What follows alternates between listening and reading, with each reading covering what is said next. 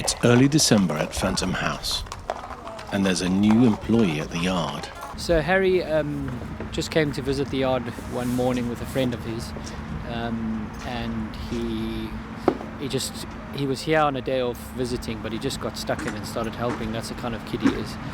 So when Harry first came on a foundation course without a prosthetic actually, and just rode as he'd been riding as a child growing up, relying mainly on his one hand. It was clear from real early on that he actually rode really nicely. Nervous? A little bit. Good boy. Snap circuit, so then the circuit goes completely dead. I can get away either way, no problem at all. Today is Harry's first time riding at Dylan's yard. Come on. Be good. Be good. Be good. You've got to look nasty, Let's go over there. With a bespoke prosthetic, he could get on really well, and that's how it turned out.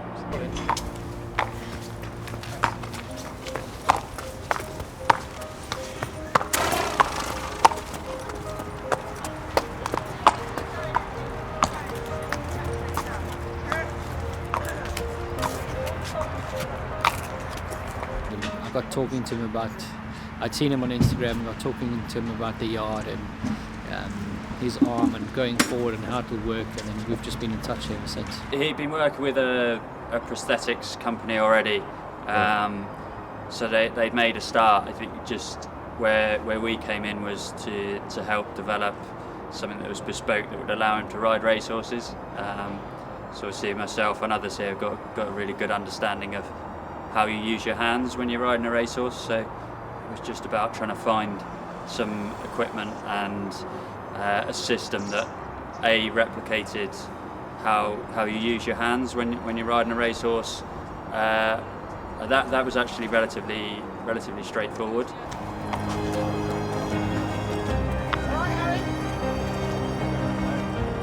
What's wrong with her now?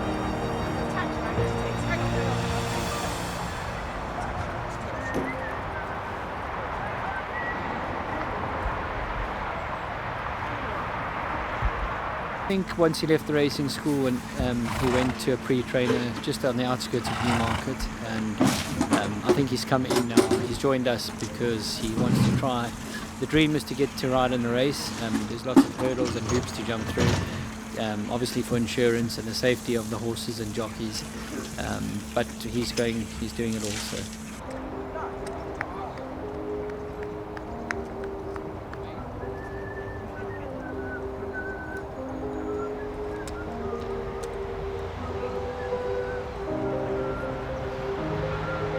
More tricky bit was then making that system safe for Harry, for the horses that he was riding, and of course for the other people he was riding with.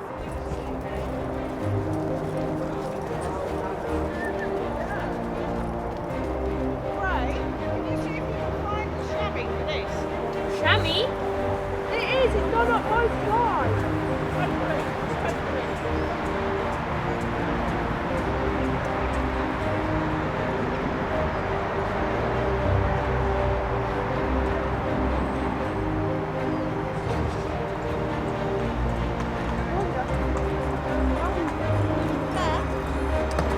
He's got the right attitude.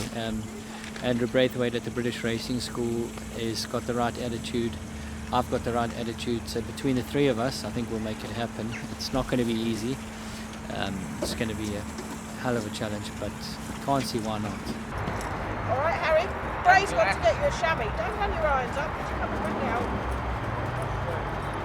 Yeah, so the socket that fits onto Harry's arm is a fairly standard bit of kit, and the prosthetics team were able to develop that. But then the equipment Harry uses is it's a piece of climbing equipment that allows him to slide the system down the rein and then lock it so he can hold the horses and steer and control the pace, etc. But then the key to it really is an electromagnet which holds Harry's arm to the device that's on the rein. and that's connected to a battery pack. And should Harry fall off, then it disconnects, and the electromagnet immediately depowers and releases Harry. So he's able to fall off. The horse is able to remain safe. It's basically the same system as you would find in any door with that electric button that you press that releases the electromagnet immediately, and you're able to go through the door. So it's very quick, and it fails in a safe way. If anything in the system breaks, then Harry's released and is not connected to the horse anymore.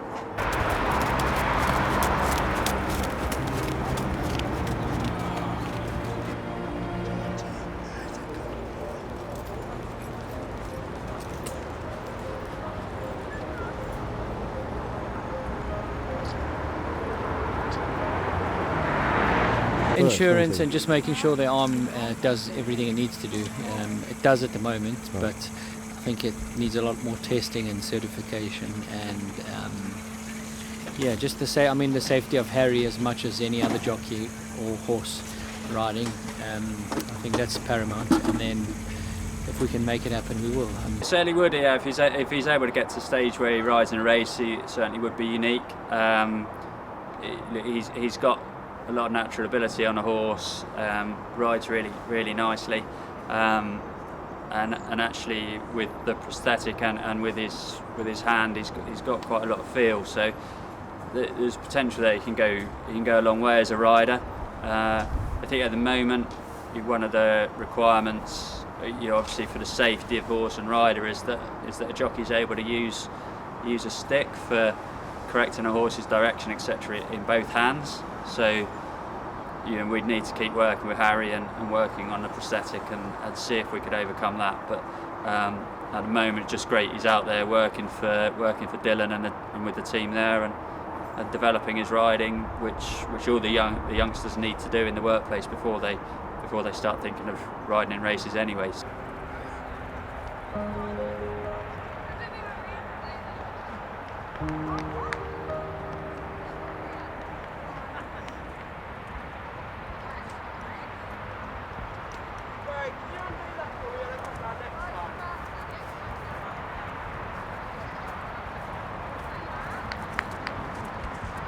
I think where there's a will, there's a way to do anything. So I would be quite confident that you'll see Harry in a race, whether it be an amateur race or a conditional race or apprentice race, at some stage in the next year or two. He's on the right pathway. There's a few additional barriers, obviously, for him over some others, but it's amazing that he's come this far, and just shows how much resilience and determination he's got. So don't see any reason why he can't keep progressing. Do that with all of them. Just be easy, isn't it? Right. How was that, Harry? Yeah, very good, mate. Very bit dull in the sides, but Did you enjoy it? Yeah, it is alright. It's definitely feeling a lot better,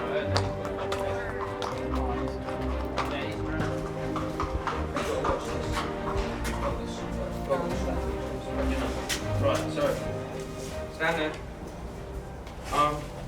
This is the piece that will come off if I fall off, yeah? So this will come off now. I'll disconnect this. Boom. No power. Oh, really? So now I can just The magnet is covered straight clean, yeah? Crazy, yeah? Something so easy. Yeah, on fire. There's another attachment. Your boy. Yeah. The electric. Happy it worked? Oh yeah. I've got the backpack and I'll put it straight back in there. Come here, kid. Crazy. I sent a video to Andrew. Oh, he sent the videos to Andrew. Did he? Yes. Need to hold it? Yeah, that's alright. Oh, fires! He said you can ride him every day this week. Did he what? He said you can ride him every day this week. Shit! And try getting him for sale. Can you get him to come down? Yeah, sick. Happy? Fucking Harry, do you mind explaining it one more time? So basically, I ride with one hand. First prosthetics to be used in horse racing. I've been riding for quite a while now. I've been riding since I was probably 12, 10, something like that, just to you know, get the hang of it and learn the ropes of the horses through basics. And I went to the racing school, told them guys what I'm about, and we got straight to work within the next year on it, and made prototypes and different bits and parts just to try and make sure that it's safe for me and the horse. But you know, every day comes as it goes, so just one step at a time, and every day we'll keep upping it, up a level, up a level, up a level. If we need to come back, we'll drop one again if we need to. We just keep rolling, and you know, same goes with the ball rolling forward. So you know, you just got to keep going with it and see where we end up. So when you arrived at the school Yeah. and explained what you were after, and you asked what could they do for you, what did they say? It wasn't very certain or certified that there was going to be a jockey or there was going to be a rider who rides racehorses with one hand. There was nothing really. It was quite a hidden project, and yeah, as I say, like we. So they're quite happy to take it on. Yeah, like they were happy to take it on and keep me there and accommodate me to be able to complete my courses. I did more than one course, so I did 1 week as a taster starter day. Then I went to do a 9-week course. There wasn't much riding from that. It was just more of what can you do, and so I did show them what I was able to do and stuff like that. And eventually they gave me an 18-week course, which was where we was able to really put the arm to work and really get to know where we stand with it more like. And so we did. They developed it with you? Yeah, they developed it with me through 18-week course. Any fixes or any damage that got that happened to the arm, or you know, or myself, we'd just go back, fix it, reboot, go again, and just keep doing it same over again really. And that's how it's been for the last, say, 2-3 years now. Now that I've left the racing school, so that's that's all we've really been up to. And just trying to keep it moving, trying to make sure that all parts are working and fit enough to go out onto the horses, and making sure especially that you've got the right horse to do it. Otherwise, if you ain't got the right horse to do it, it's going to be 1, carnage, 2, someone may get hurt, and 3, the horse may get hurt as well. And you know, no one needs none of that sort of stuff. So you're happy with Mr. Fires? Yeah, happy with Mr. Fires. He's happy dandy eating his grub now, so I think now that's his bedtime. Get his PJs back on and try again tomorrow. He's always obviously been a very determined young man. I think to get to ride as well as he did before he came, you know, on the ponies and the horses he'd been riding as a child, just as testament to that. An attitude that he can do things. Learned pretty quickly when I was working with him. Like he doesn't want people to help. He wants to learn to do it himself. He doesn't want other people to do stuff for him. So, you know, even simple things for most of us, like tacking up and putting a bridle on and adjusting a bridle, Harry does all that himself. He's just found a way of doing everything, which is, you know, testament to his character.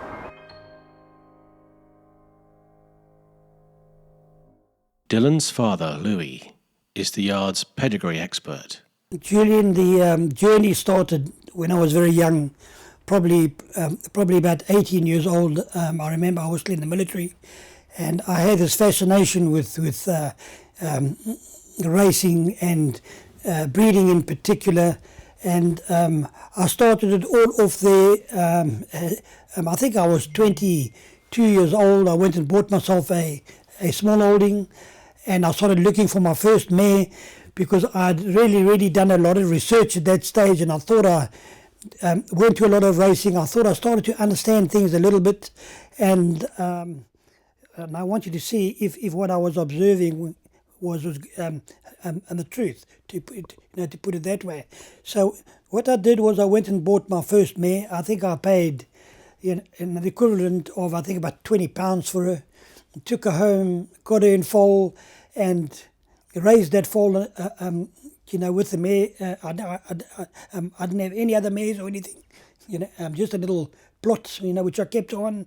And that horse came out, and he He won pretty early, and he looked fairly decent, and he won quite a lot of races for me, and that's where the journey started. And then what I did next was I went to a sale looking for another mare, and I got to the sale, and there was a supplementary catalogue lying around, and I picked it up, and I saw this mare in the catalogue. She was only a one-time winner, but the most magnificently bred mare that I could have imagined at that stage of my life. And of course I was dead keen to buy this mare, and I went to the sale and I waited until she came up right at the end, and I bought her for the equivalent of about £125 in English money. Took her home, got her in foal to a stallion from England called Foveros. He was quite a big horse here in England, and that foal was a foal called Shah Star, and he went on to win, I think, 3 or 4 Group 1s. So that's how my journey actually started and carried on from there. But it's a long road, and when you think you know it all, you know very little. Of course, I never gave up. I went further into it. I wanted to see breeding, what I term, how I see it today, through the eyes of the masters. I really wanted to understand it. And, when I carried on researching, I carried on buying horses. I bought another horse for Dylan, Strategic News, that we bought in Australia for $30,000, I think it cost us. That went on to win a Group 1 for us as well. Now there have been others, Group 2s, Group 3s, but I'd got to a stage in my life where, there was a German guy came up to me and said to me, "Look, I'm at the sale, I want you to buy me a cheap horse, but I want you to find me a group horse." And I looked at him and I smiled at him, because that's not easy. But I'd already been through the catalogue, and I'd seen what I thought might be a sneak in the catalogue. I managed to buy the horse from him. I think we paid $20,000 for it. That went on to win a Group 2 for this guy, and I think 6 or 7 races. Pretty decent horse. But again, I come back to it. You still don't have the whole picture. I was then breeding at this stage. I had a couple of mares, but just experimenting to see what happens. And at that stage, I really understood the mare's contribution to the breed, but I was still battling to understand how the stallion brings his contribution, and I just put more and more and more research and more study into this until I started to see the whole picture. And that's the stage that we reached when I said to Dylan, if I'm really going to be doing this, then I need to go to England to do it, because there you get to the right up front to the to the best lines. And you can really do what I see you can do, because back home in South Africa, unfortunately, you are getting a son of a son or a grandson of a son, horses that haven't really made it anyway. So it's a bit of a battle to, try and understand that. But anyway, we made the journey across, and Dylan decided at a stage that he wanted to take out his training license again. And I actually encouraged him, and I said to him, "Come on, let's do it, and I will back you, I will support you, and let's get going." And that's how we started. We went to the sales, and we bought our first 3 horses. The first one, we just wanted to buy a bit of a lead horse for babies, and I said to him, "Well, I've found something in the catalogue here for you, very cheap, but I think which you, I'm sure you will improve." And that was good old Mr. Fayez. He cost us, I think, £2,000 it was, and he won. He won 2 races for Dylan, and I don't know how many seconds and thirds, but he was just a lead horse. But reading that on pedigree was as good as getting a good horse. But anyway, we went to the yearling sales, and the first one was the August sale, the Somerville sale, and I went through the catalogue, and I saw a horse in the catalogue, and I said to Dylan, "Look, it's more of a speed type catalogue, difficult to buy in because they're going to be pretty pricey.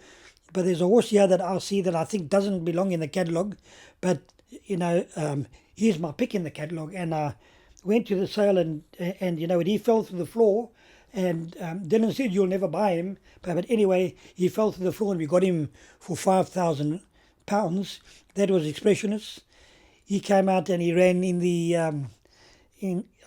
big Somerville £100,000 race as a maiden, first time out, and I think he finished 8th, 5 or 6 lengths off, and then we knew we had a pretty decent horse. He came out as a 3-year-old and he won 2 in a row. He did injure himself, so he's a little bit off at the moment, but he'll come back. And then the next sale we went to was the December sale, and I picked out a horse called Silver Sword. As I said to Dylan, I found you a horse here which I think will be a replacement for your Group 1 winner back in South Africa, Strategic News. You might get him very cheaply. He doesn't look like a very commercial horse, but his pedigree is very well balanced, and the type of horse that I know that you will do well with. Excuse me. That's how we ended up with Silver Sword and with Expressionist. And, the journey has continued from there. We bought the next crop of babies. They're only starting to appear now. One will be running today. That will, El Buffalo. He's running in Newcastle today. We're expecting a big run from him. But they're all fairly, cheap horses at value, picked purely on pedigree, because that's where you can find the real value. And but in any case, we didn't, at this stage of Dylan's career, we didn't have the clientele that we could say to them, let's go and buy you the best of the catalogue, because that requires bigger type of patrons. But he's getting there. Those are starting to come now, and we'll develop from there. By looking at that pedigree for 10 seconds, I can see what the breeders tried to do here. I can see where people have made mistakes immediately, or if I say mistakes, where that pedigree won't work, because remember, as I said to you earlier, it's like a lot of lights that come on in the pedigree, and you can see where the errors are. You can see where I talk to Dylan a lot of times about this pedigree's got a dead spot. Meaning of a dead spot is that is a bad element in the pedigree. So you see these things in that light. So you see a pedigree that's alive, and you see a pedigree that might be out of balance, and you see a pedigree that might be weak. You see a pedigree that might be too strong, too dominant. There are so many ways that you can look at it, but the ones that are in the right balance and with the right elements in the right place, those are the ones that you try and buy, and those are the ones inevitably, and that is why I can go and I can buy a horse, and I can I'll tell you a little story now when I'm finished. I can tell you with certainty this is the right horse. There are still other elements that come into it which you can't see, and that is, of course, whether the horse's constitution, maybe, there are problems there that you can't see. A vet has to look at that for you, but sometimes you don't know. They can break down along the way. There's so many things that can go wrong. But, now to tell you an interesting story, I bred a horse once, and I was talking to a chartered accountant, because back in South Africa I was in the accounting field, and I was talking to another chartered accountant. We're actually having a beer. And he said to me, "So Louis, what are you doing now? And as I told him about the breeding, and I told him I've just bred a horse which I think will run in the biggest race in South Africa, which is a big Group 1, which everybody dreams about racing in." And I said to him, "I've just bred a horse which I think will run in this race." I didn't say it'll win the race. I said it'll run in this race. And he said to me, "Why do you say that?" I said, "Because on pedigree, I'm absolutely certain, and in confirmation, he's beautiful." Anyway, that horse went on to, I think, win 3 or 4 Group 1s and ran 3rd in that particular big race. But that guy had made me write down on his matchbox in the bar, that same bar. He made me write down what I said on the matchbox, because he said he's going to hold me to it. And he subsequently moved to the UK as well. And I asked him the other day, "Have you still got the matchbox?" He said, "I've never thrown the matchbox away." But that also in 3rd in that race. Very unlucky. He was balked at a late stage, but that doesn't matter. But that's how certain you can actually read a pedigree. Pedigrees don't lie. Pedigrees tell you everything.